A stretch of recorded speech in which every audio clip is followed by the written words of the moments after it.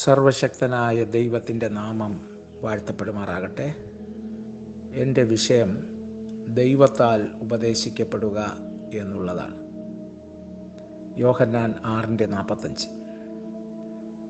യേശുക്രിസ്തു പറഞ്ഞു, നിങ്ങളെല്ലാവരും ദൈവത്താൽ ഉപദേശിക്കപ്പെട്ടവരാകും. പിതാവിൽ നിന്ന് കേട്ടുപഠിച്ചവർ എല്ലാം എൻ്റെ അടുക്കൽ വരുന്നു. പ്രിയ ദൈവമക്കളെ, നമ്മളെ സകല സത്യത്തിലും വഴി നടത്താൻ ദൈവം നിയോഗിച്ചിരിക്കുന്നത് പരിശുദ്ധാത്മാവിനെയാണ്. യോഹന്നാൻ 16:13. അന്ത്യകാലത്ത് സകല ജഡത്തിന്മേലും ആത്മാവിനെ പകരുമ്പോൾ ഈ ആത്മാവ് പ്രവചനത്തിൻ്റെ ആത്മാവാണ്. വെളിപ്പാട് 19:10. കുഞ്ഞുങ്ങൾ പ്രവചിക്കും, യുവാക്കന്മാർ ദർശനങ്ങളെ ദർശിക്കും, വൃദ്ധന്മാർ സ്വപ്നങ്ങളെ കാണും.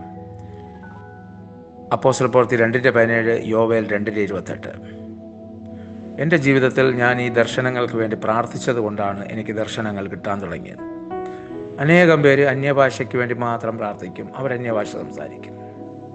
സത്യത്തിൽ ജീവിതത്തിൽ വ്യക്തതയും കൃത്യതയും വേണമെങ്കിൽ നമ്മൾ ദൈവത്തിൽ നിന്ന് ദർശനം പ്രാപിച്ച് ദൈവം പറയുന്ന പോലെ ജീവിക്കണം. സ്തോത്രം. അതിന് ദൈവം നിങ്ങൾക്ക് കൃപ ചെയ്യട്ടെ. സ്തോത്രം.